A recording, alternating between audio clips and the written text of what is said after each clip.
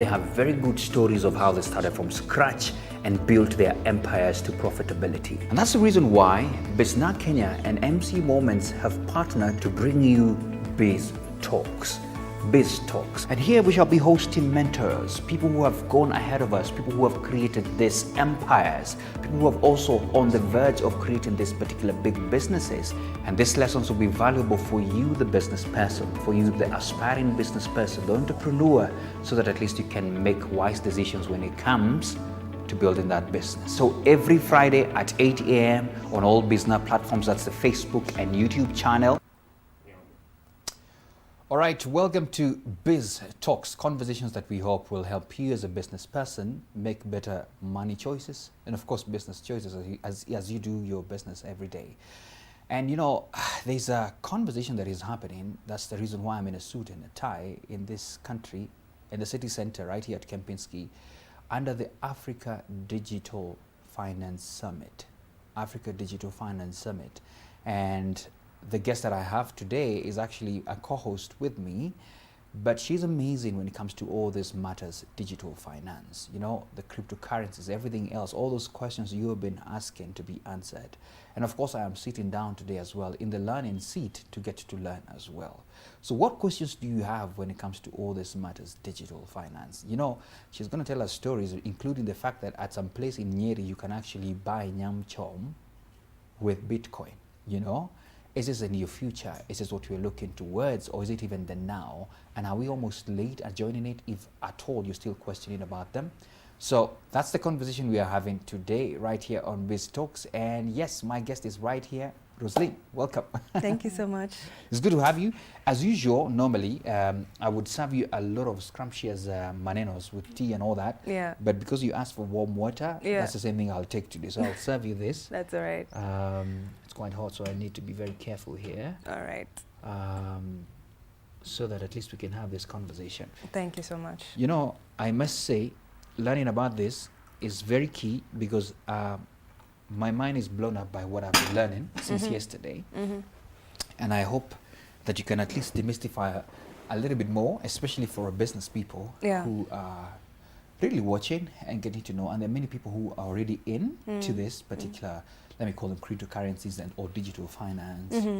And others who are still skeptical, waiting to see. And we have seen very many things that are happening. But before then, I want to open the conversation by asking, who is Rosaline? Yeah. And don't say it in a small way. Just blow it up because people want to get to know you. So, who's Rosaline? All right. So Rosaline is an economist. You can call her a digital economy advocate. Yeah. You can also call her head of marketing at Pesabase, which is a financial technology startup.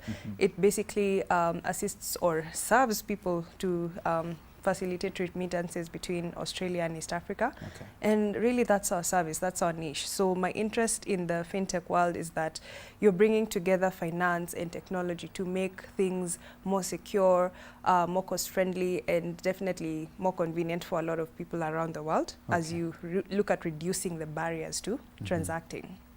All right, that's quite something. Yeah. And you know, now you're the, as I call you, fintech ambassador. How did you end up, you know, with this interest of matters fintech? Yeah.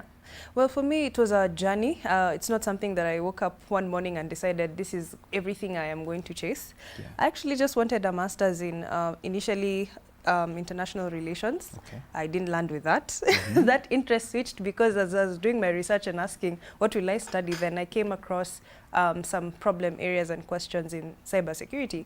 And not to make it such a huge word, maybe some have heard it before, but just the problem could be that one day you open up your account to check your balance, you realize the money is missing.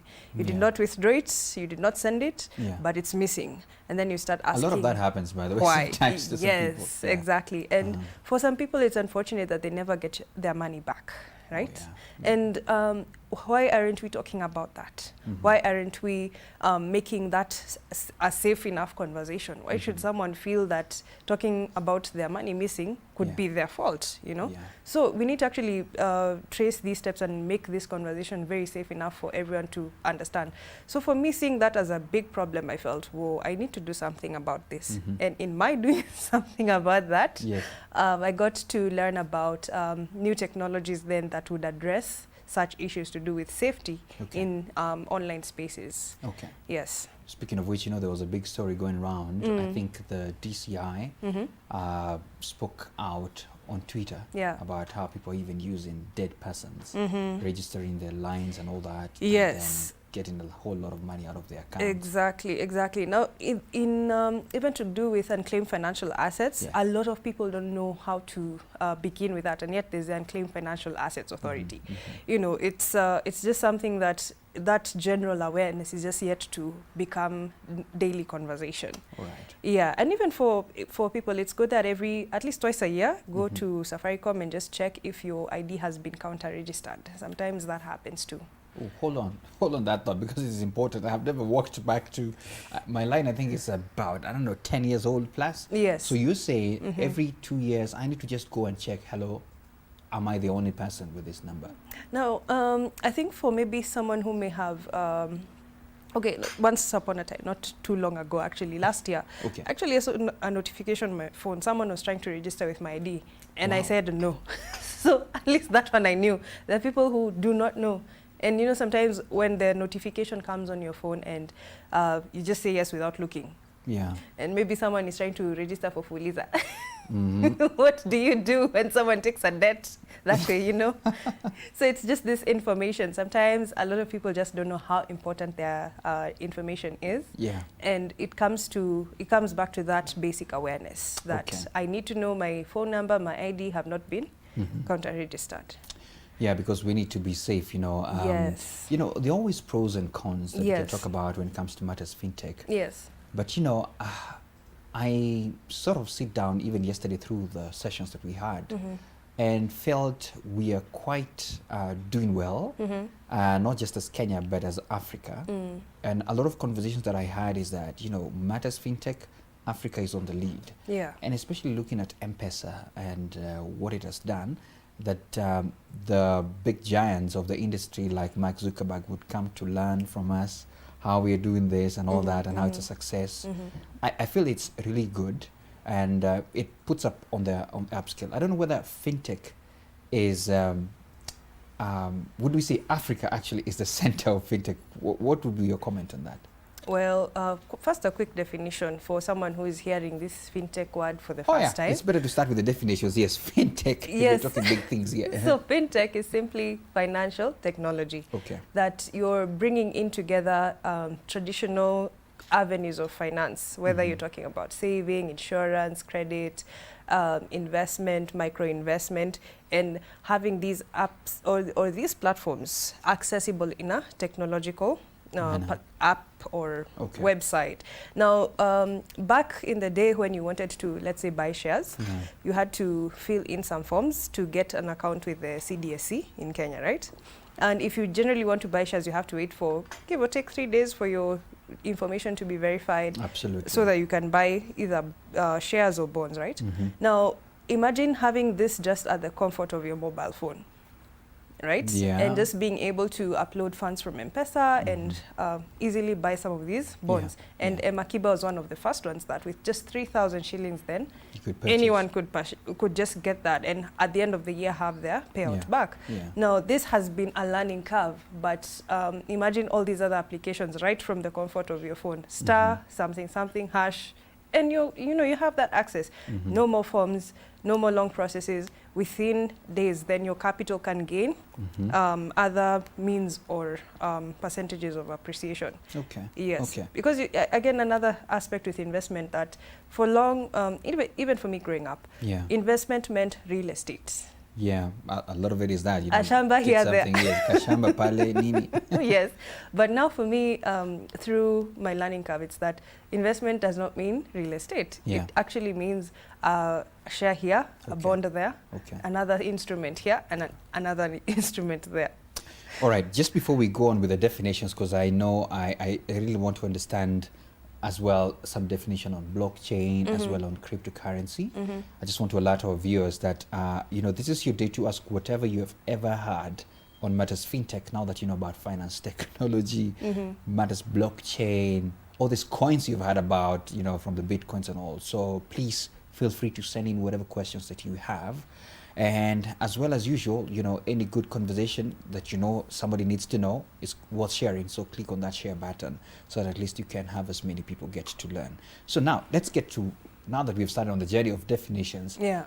There's also this other big term, blockchain. Yes. People are hearing these things and are like, what are this? And you get mentally tired. Yes. Because probably you've heard about it from a scam side. So let me separate. Yes. A blockchain by itself, just really at the basic, is a list. Yeah. And as a list, that's the most simplistic basic definition. You can use a list to keep your thoughts, your records, your accounts, one way or another, right? Yeah. But for a blockchain, it's that this list or ledger is distributed in a sense that you're not just using one central record to keep all the information. You're using copies of this information in different locations. Okay. That is the difference. Okay. So for instance, when you have a newspaper, it has the same information once it's distributed, right?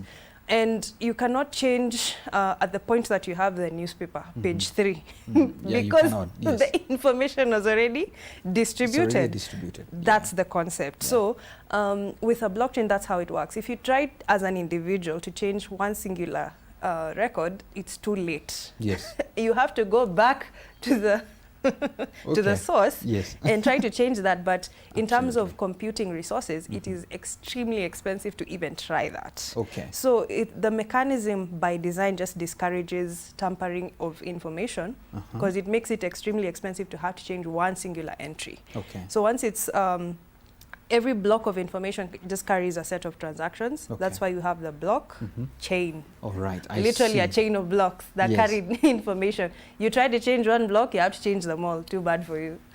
All right. Yeah. I feel like you have mentioned something that it would be very good for us to know. Yeah.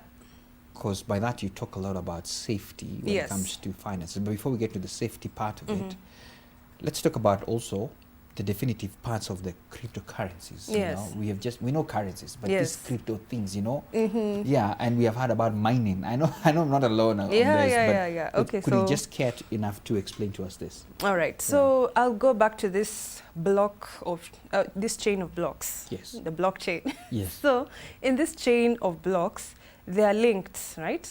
In some way digitally. So the aspect or the mechanism that's used to connect those blocks is what you call cryptography. Now, cryptography, do not run away from that one, is just simply that you are hiding or adding a bit of protection to this information. So if I tell you AB12385, that does not make sense. It's just a random set of numbers and letters. But if I link this random set of numbers and letters to specific information with date, time, a specific value and a specific address, it has value in that sense, right? Okay. So on the blockchain, you will see literally those random numbers and letters, but they've been hidden through cryptography because you're not supposed to literally just tell, oh, this is transaction 1, 2, 3, 4, 5, 8, 5, 8, 7, 8, 9, 10. Behind the scenes on the digital end, the programmers can tell that, but you as a layman cannot see that, right? Okay. So let me use a simple example. Yeah. When you're in class and you want to pass a note to your friend who is probably a desk or two away because of social distancing, and you do not want someone else to know your message, you will use a secret code, right? Yeah, there could be a code that you've agreed on. Exactly, and the code is just between you two. Absolutely. I, as a third party, will float. Yes, if I look at it, no idea. That is the concept of cryptography. Okay. Yeah, so you're using that Okay. in a digital sense Okay. to protect financial information. Okay. All right? All right. Yeah, so where cryptocurrencies come in is that these are tokens that live on a blockchain. So Alright. a blockchain carries or can carry these cryptocurrencies. Okay. And these cryptocurrencies cannot necessarily live outside a blockchain. All or right. exist outside the blockchain. Okay. Yes. The nice safe place. Yes. So I'm going to ask you now this random question. Yeah. Are you trying to say? Mhm. No, actually, no. Let me not Yeah, ask yeah. that. Let me ask something different. Yeah. Is Mhm. cryptocurrencies the future of money in the world, or is it actually already now here existing with us? Mhm. What would be your answer on that before I ask the following question? No worries. So I do know that cryptocurrencies are here. Mhm. Arguably, they could be the future. Yes. Why? Because when you look at currencies around the world, whether the dollar, yen, euro, shilling, Yeah. over time, then you realize that their value goes down. Okay. Why? Because of a simple thing called inflation. Okay. And what does inflation mean? Yeah. 1,000 shillings now is not the same, cannot buy the same things as 1,000 shillings 3 years ago. Mhm. The 1,000, maybe if you know, there's this popular meme that says, if you break 1,000, it's over. Yeah. No, It's that's over. It's over and done. That it's over and done that Yes. same day, because Yeah. you will pay for these people that 1, 2, 3, 4, 5, and it's over. Yeah. You know, that's inflation for you. Mhm. Now with cryptocurrencies, you are not you're not using it. You're not depending on inflation. Mhm. You're actually on the reverse end limiting the currency. You Mhm. cannot print more than it exists. Okay. Which is why you know, when you consider why governments tend to be cautionary about cryptocurrencies, is that they can't regulate them, right? Yeah.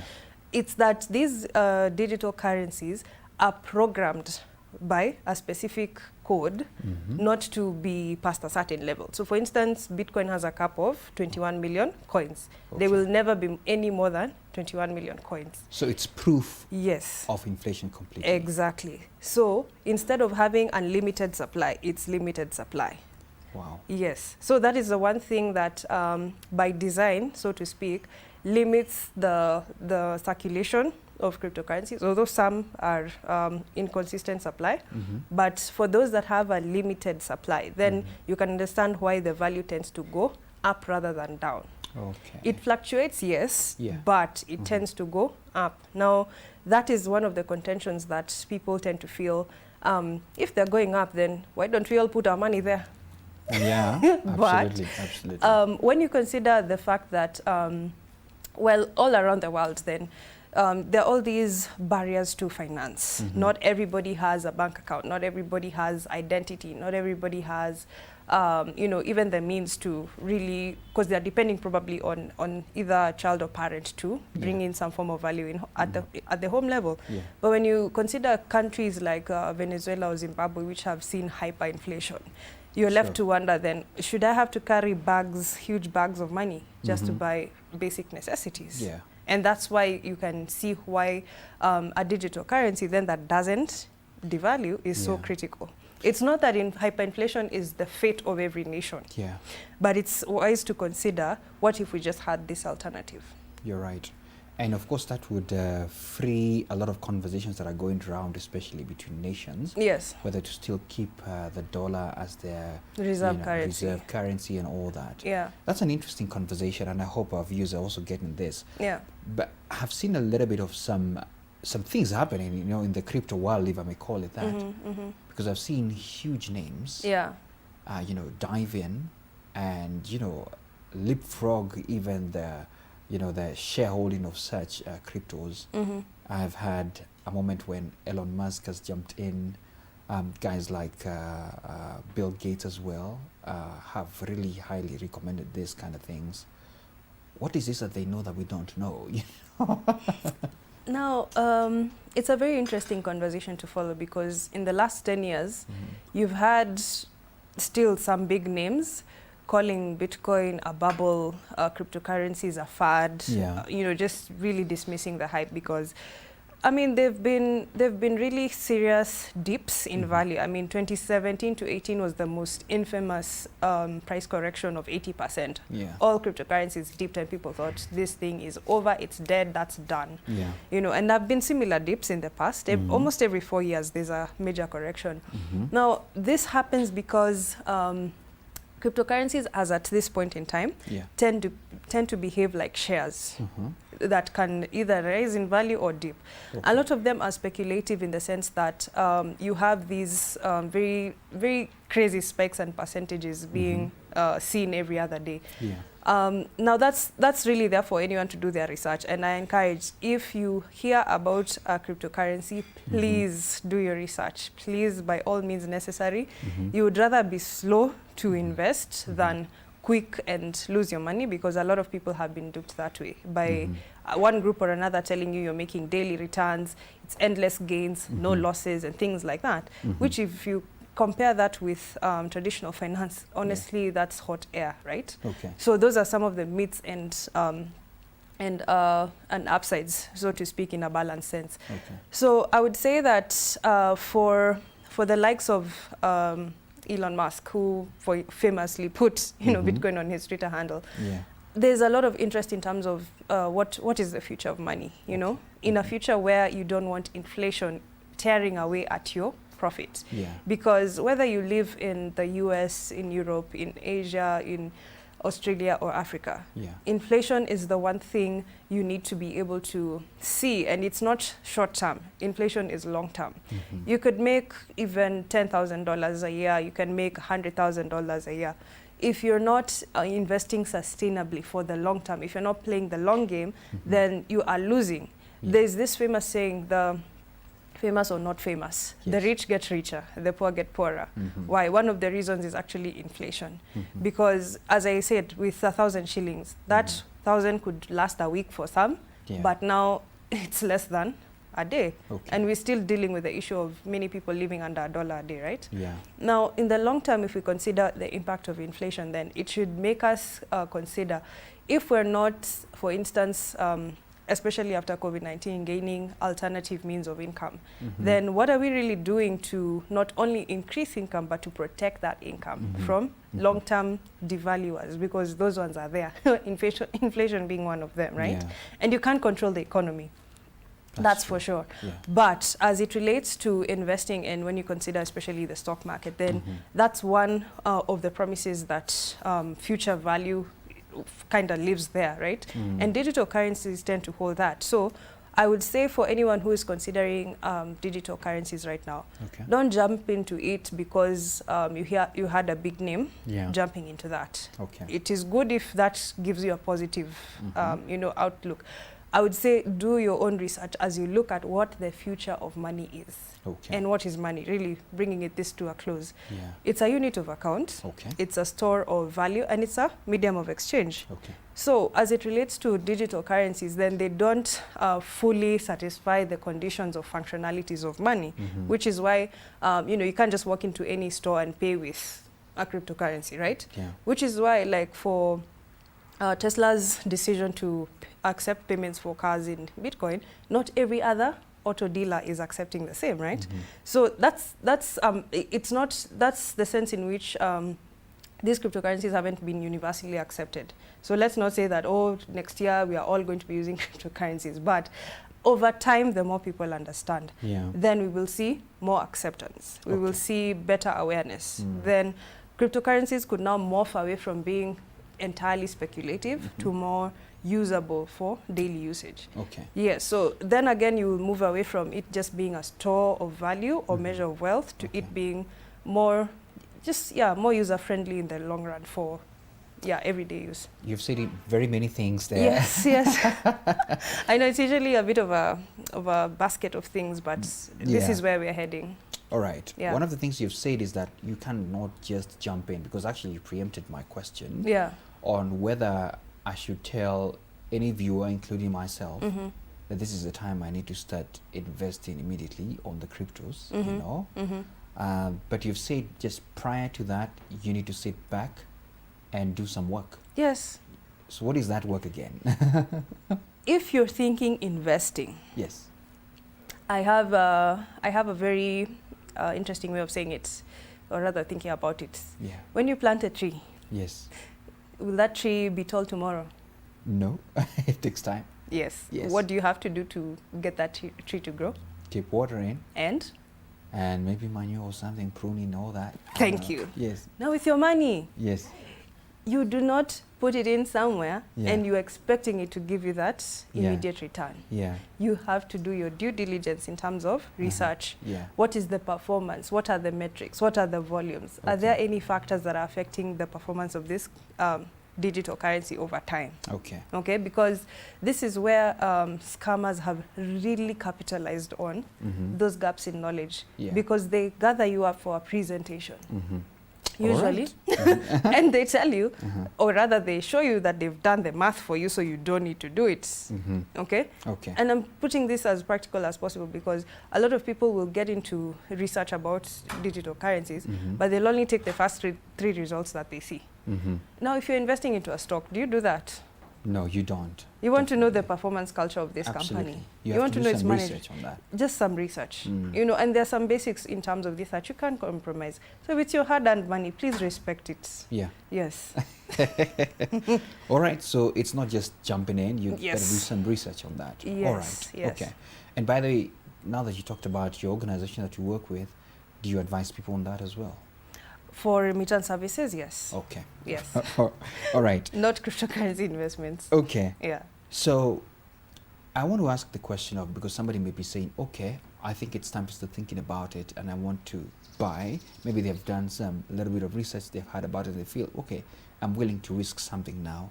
How do people where do they start? All right. So there are basic informational websites. Yeah. Yeah, Sure. like Yeah. the first is what you call CoinGecko, Okay. like Gecko the Gecko, House Gecko.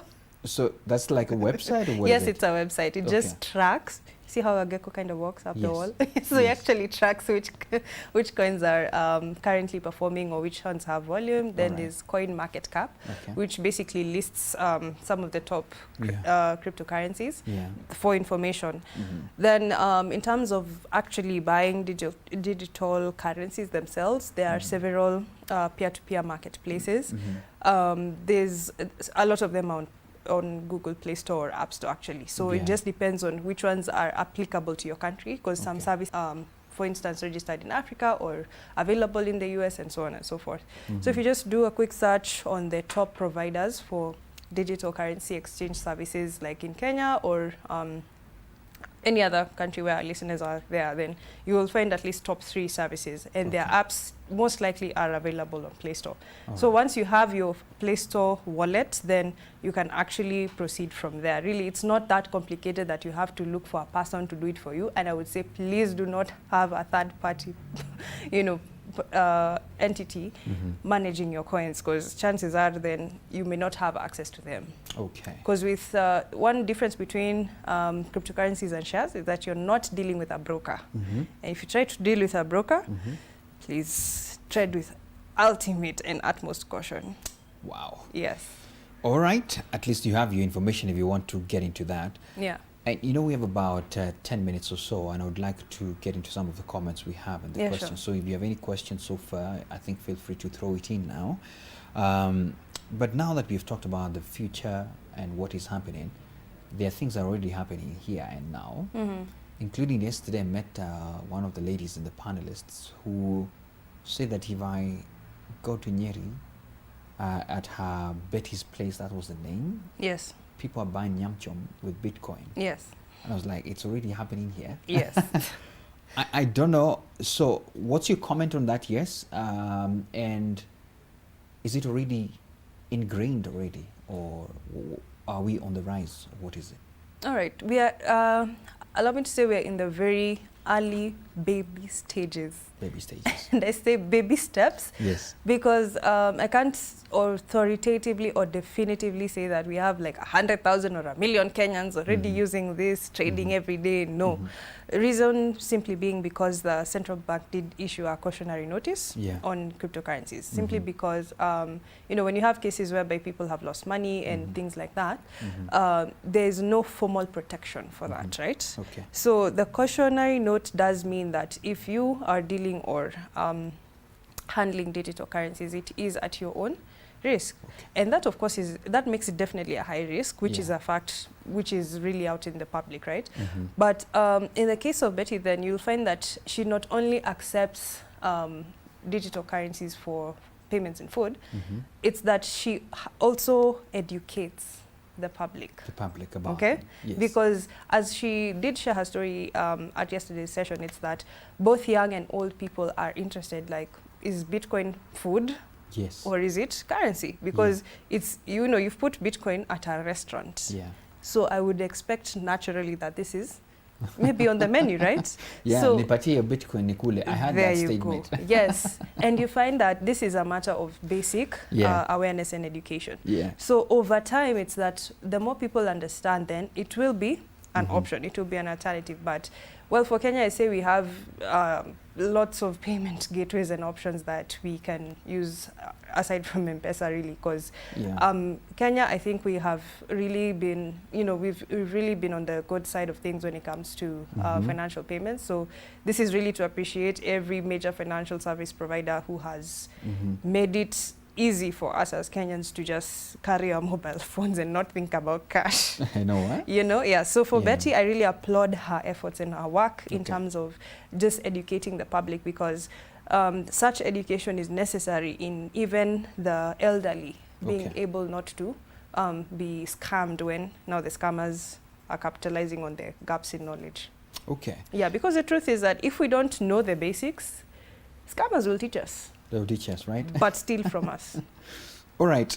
And many thanks to our viewers. I just wanted to jump into the comments because we have very few minutes now left. Yeah. And a big shout out to Abdi Hussein, who has been watching. In fact, he says we should not even call this digital finance. We should call it decentralized finance. I think that's it, because indeed, even from your conversation, we're talking no longer about just the central bank, but now different ways of really decentralizing the finances we're talking about. Thanks for that, Abdi. And then he asked something that already preempted a question I wanted to ask here. And he says this, it's a little bit of a mouthful here. He says that the government of Nigeria tried to ban Bitcoin. Now the value of one Bitcoin in Nigeria is $80,000. Whereas here, I think he's watching from the US, whereas here in the US, it's only $51,000 at the time of writing this. I fear the Kenyan government, may fall in the same trap and deny the citizens of creating its, wealth. So I think if I may add to that question, so you can comment on that. Why are we slow in the uptake? Why is the central bank so cautionary about this? And what's your comment on what Abdi said? All right. So speaking to Abdi and many who are wondering about that, we can look at or consider the emergence of central bank digital currencies. Now, with central bank digital currencies, there are about, give or take, 5 countries either researching or testing what central bank digital currencies could mean for the country, because the fact is that the exposure of blockchain and these cryptocurrencies has given that appetite. The knowledge is out there. It cannot be forgotten. It's too late for that, right? So what, because most central banks around the world, all central banks around the world cannot really regulate cryptocurrencies, it's that they are coming up with something that they can regulate, which is central bank digital currencies. We cannot logically force any government on the planet to regulate cryptocurrencies, right? Because this is a code. Now, it's that which government, let's say, on the planet regulated the distribution of internet? None. Which one? Tell me. None. Which government on the planet regulated the creation of, all these apps that we have on Play Store or App Store? None at all. I think they are now catching up. They're now catching up, because we can listen into the antitrust hearings against some of the internet giants that are already in existence, right? So because we can't exactly or logically force central banks to do that, it just needs to, there's just a need for what I would say, a regulatory safe haven, in the sense that if, for instance, some countries have accepted cryptocurrencies or some digital currencies as forms of payment, Yeah. then allow people to use that for payment. Yeah. If some countries have recognized them as securities, then they can be used as securities, right? Okay. So Okay. these regulations are more of safe havens for people to transact rather than outright banning. All right. Yeah, so we can't really force governments to regulate these cryptos. It just comes back to awareness. We ourselves need to know how to use them, when to use them, and really just coming up with guidelines. So would I be right to say that there are people who, you know, out of the speculative buyers, if I may call that, who are now celebrating all the way to the bank because of the values that have gone up? Because I must confess, the first time I heard about Bitcoin, it's quite not long ago, but some years back, and I looked at the person who was telling me and I thought, you know, what are you telling me? But right now, when I hear the price, if I want to buy one, Yes. I don't even want to talk about it because It's you know, okay. I know. It's. I mean, a lot of people, even myself in your shoes. The first time I heard about Bitcoin was in 2016, okay, and I thought it was too complicated. So it was a learning curve for me too. So really, no pressure for anyone who's listening today. Like, don't look at the price. I say look at the percentages. okay. Yes. So Abdi is so active here. He's talking about that, you know, just convert 1% of your savings to Bitcoin. Hold it as long as possible. Thank me later. What principle is this? 1%. Now, the conservative measure, I think, if I am right on this, I stand to be corrected. Yes. Tesla's recent decision to buy $1.5 billion in Bitcoin was give or take 7% of their cash holding. Yeah. Now, that 7% may seem too big or too small for some, but really, if you have less than 10% in crypto and other percentages in other, you know, whether stocks or bonds or other instruments, Yeah. it's just part of a healthier financial strategy because, well, we do say we don't put all your eggs in one basket. Yeah. So financial literacy is at the foundation of this. If you don't have any financial literacy, please freeze everything. Yes. Go get yourself some financial literacy. Okay. If you must go and leave, but just get some financial awareness. Do not assume anything about investments. All right. Yeah. I have a person, Leah Elisaba, says a good insights about Bitcoin. I will shine off from it. Now I'll try and research more about it. I think that's a good place to start, isn't Yes, it? absolutely. That's the healthiest place to start. Yeah. Because in spite of everything you may have had, there's a need to get to a place where you don't just hear what everyone else has said and you don't have your own thoughts about it. Okay. If you had it was good, if you had it was used to finance terrorism, no, because, well, Bitcoin is now traceable, right? And the fact that it's transparent in that way means that it's not in your interest as a criminal to use it, right? Because you will be traced and found out. And in fact, if you Google some of the, you know, the top criminal activities that have been either traced or prosecuted, because those entities did use Bitcoin, then it's out in the public for you to see. Okay. So even for regulators, I'd say don't worry about this as a money laundering instrument, really. There are other digital currencies which have maybe higher levels of privacy than Bitcoin itself. Okay. And those are the ones that maybe they might have to worry about. But really, as much as the laws are in place, it's just a matter of adoption with time. Okay. So no need to rush, no need to hype, no need to feel like you've been left out. Just start with your research and learn at your own pace. All right. Yeah, don't be made to feel like you're a fool in the 80s or ancient. Okay. Yeah. So I would want to end this conversation because, you know, we have a whole set of panelists today waiting for this particular session. As I said, there's a whole summit on Africa Digital Finance happening. But I want to end it by, you know, putting you on the spot. And I'll ask you this. Have you personally invested, and how has it been for you? Well,